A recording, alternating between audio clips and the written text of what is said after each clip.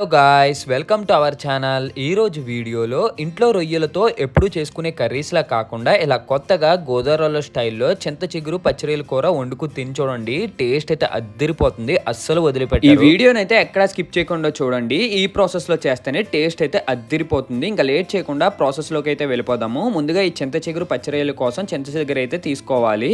First ఈ చింత చిగురిని చూపిస్తున్న విధంగా కాడల నుంచి ఆకులను అయితే సెపరేట్ చేసుకోవాలన్నమాట.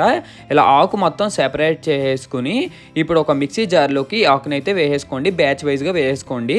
బాగా మెత్తగా కాకుండా ఈ విధంగా అయితే మనం మిక్సీలో ఆడుకుని తర్వాత మనం ఒక ప్లేట్లోకి అయితే తీసుకోవాలి. స్టవ్ మీద ఒక కూర దాకా పెట్టుకుని ఇందులో ఆయిల్ వేసుకోండి.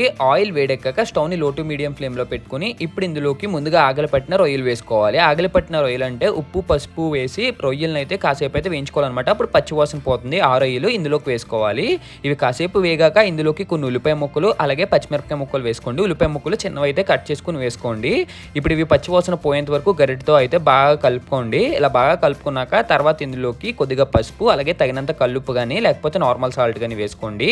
ఇప్పుడు ఇవన్నీ మొత్తం మగ్గేంత వరకు మనం గరిటతో అయితే బాగా కలుపుకుని మూతతో క్లోజ్ చేసేయాలి.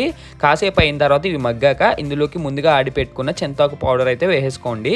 ఇలాగ వేసుకుని ఇప్పుడు దీన్ని గరిటతో అయితే బాగా మిక్స్ చేసుకోవాలన్నమాట. ఈ ఆకు మొత్తం ఈ ఉల్లిపాయ ముక్కలకి అలాగే రొయ్యలకి ఇదంతా బాగా కలాలి. తర్వాత ఇందులోకి కొద్దిగా కారం వేసుకోండి. ఒక 2 నుండి 3 టేబుల్ స్పూన్లు అయితే వేసుకోండి. కారం తక్కువ తినే వాళ్ళైతే తక్కువ వేసుకోవచ్చు.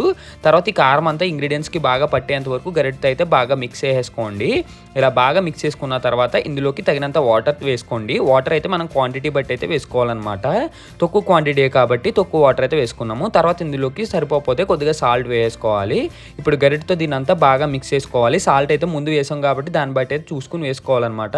ఇప్పుడు గరిటతో దాన్ని బాగా మిక్స్ చేసుకుని మూతతో క్లోజ్ చేసుకుని తీసుకుంటే అద్దిరిపోయే చింత చిగురు పచ్చిరొయ్యల కూర అయితే రెడీ అయిపోద్ది. వేడి అన్నంలో ఈ చింత చిగురు ఇంకా రొయ్య ముక్క కలుపుకు తింటే టేస్ట్ అయితే నెక్స్ట్ లెవెల్ ఉంటుందన్నమాట. That's it for today guys. Video మీకు నచ్చినట్టయితే లైక్ చేసి షేర్ చేసి సబ్స్క్రైబ్ చేయండి. ఇంకా నెక్స్ట్ వీడియోలో మళ్ళీ కలుద్దాం. బాయ్.